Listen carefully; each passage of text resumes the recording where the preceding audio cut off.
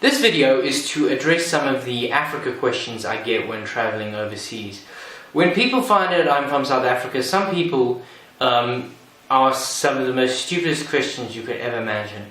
I was asked by one guy if there are tigers and wild animals running through the streets of Johannesburg. First of all, we don't have tigers in South Africa. I was asked by a tour guide in the Vatican, my friend lives in South Africa, do you know him? That's not as bad as I've heard from some other people. They'll say, do you know my friend in Chad or whatever? Anyway, the list goes on. So let's cut to the chase. I don't live in the jungle, I don't sleep under a tree, I don't talk to wild animals. I live in a concrete house, I live with electricity, running water, and all the modern conveniences that you do. I have a computer, I have a smartphone, I have a tablet. If I need to wash my clothes, I put them in a washing machine. If I need to clean myself, I go into a shower. If I need to use the toilet, I go to the bathroom. If I'm hungry, I buy something from the supermarket. Or get it out my kitchen. I have a refrigerator, a fridge. I have a stove, an oven. Every modern convenience that you have, I have. So these questions are really, they're just not only irritating, but they're just stupid.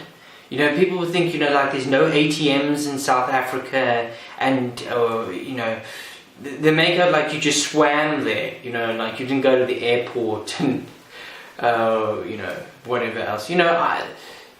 I don't live in the jungle. Obviously, a lot of people don't have access to the things that I do. There is poverty, there is famine, there is all these things. And Africa and South Africa is not a first world utopia. It's not Sweden, it's not Stockholm. But I live a fairly urbanized, westernized life. And I have access to most of the stuff that you have access to.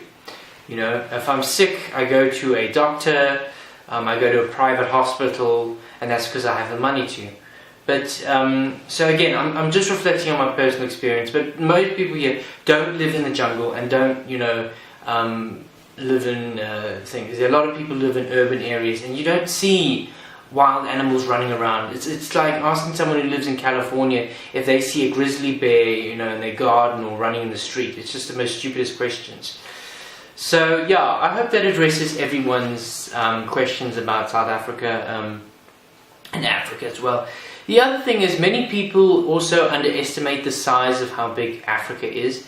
Africa is about 30 million square kilometers. Now, someone did a very interesting infographic, and they were able to fit the United States of America and Africa 3 times. Now, in the infographic, they didn't include Alaska, but it was included in the actual figure.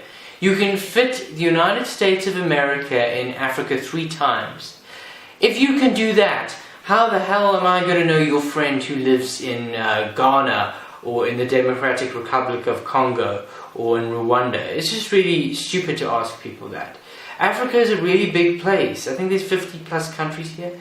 And this infographic it shows you how big Africa is, because if you look at atlases and you look at maps, Africa looks pretty much smaller than it actually is.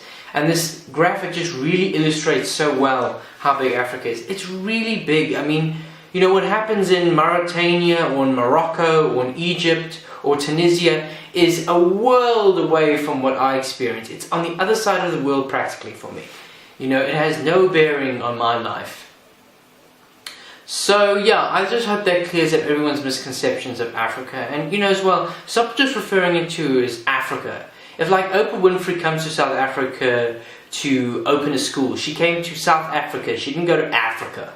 Africa's the continent, If she went through a series of African countries, then say that.